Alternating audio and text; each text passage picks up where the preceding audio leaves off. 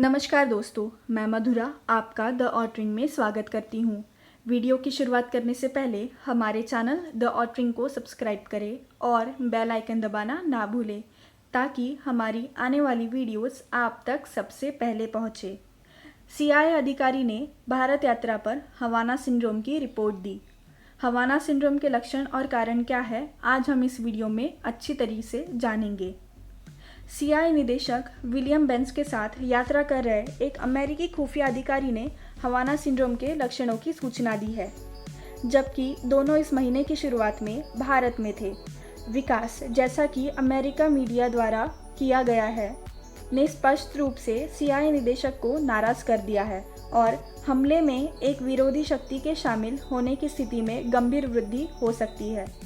कम से कम रिकॉर्ड में भारत में इस घटना की रिपोर्ट की जाने का यह पहला उदाहरण है और इसके राजनयिक निहितार्थ हो सकते हैं।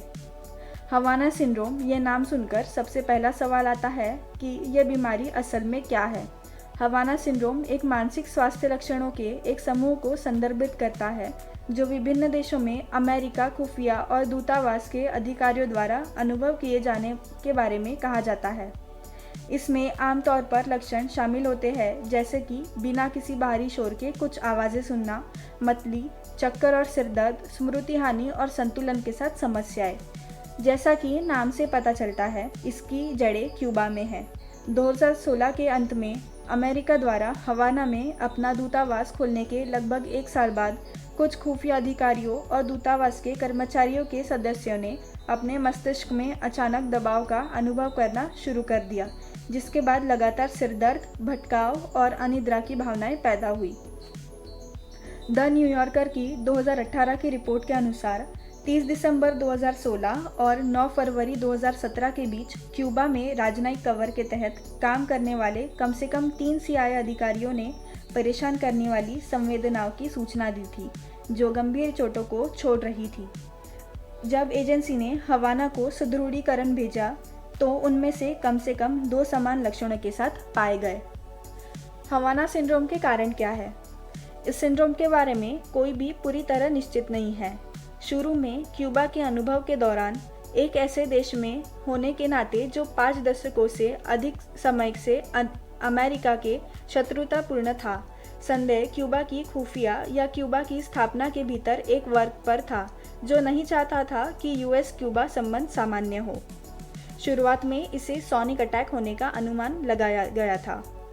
हालांकि अमेरिका में वैज्ञानिकों द्वारा किए गए अध्ययन और पीड़ितों की चिकित्सा जांच ने यह सुझाव देना शुरू कर दिया है कि पीड़ितों को उच्च शक्ति वाले माइक्रोवेव के अधीन किया गया है, जो या तो क्षतिग्रस्त हो गए हैं या तंत्रिका तंत्र में हस्तक्षेप कर रहे हैं।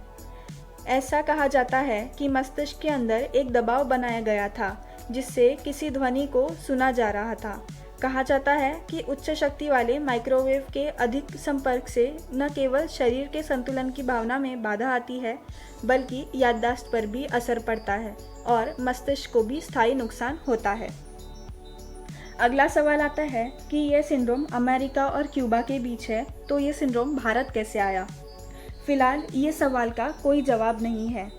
भारतीय एजेंसी के पास इससे संबंधित कोई जानकारी नहीं है। इस मामले में कोई भी अनुमान लगाना मुश्किल है क्योंकि अमेरिका और भारत के अच्छे संबंधों के बारे में सभी जानकार है। हो सकता है कि कोई बाहरी देश के जासूस अमेरिका को भारत की भूमिका इस्तेमाल करके निशाना बना रहा हो। इस पर अमेरिकी चिंताओं को कम किए बिना रॉ के एक पूर्व अधिकारी ने कहा, अगर कोई विदेशी शक्ति ऐसा कर रही है तो वे अकेली अमेरिका को क्यों निशाना बनाएंगे? अन्य देश इसकी रिपोर्ट क्यों नहीं कर रहे? हवाना में कनाडा के दूतावास को छोड़कर दुनिया में कहीं भी किसी अन्य देश के अधिकारियों से ऐसी रिपोर्ट नहीं मिली है। यह कहना नहीं है कि अमेरिका के दावे सच नहीं हो सकते, लेकिन यह जिज्ञासु मामला है। आज के लिए बस इतना ही।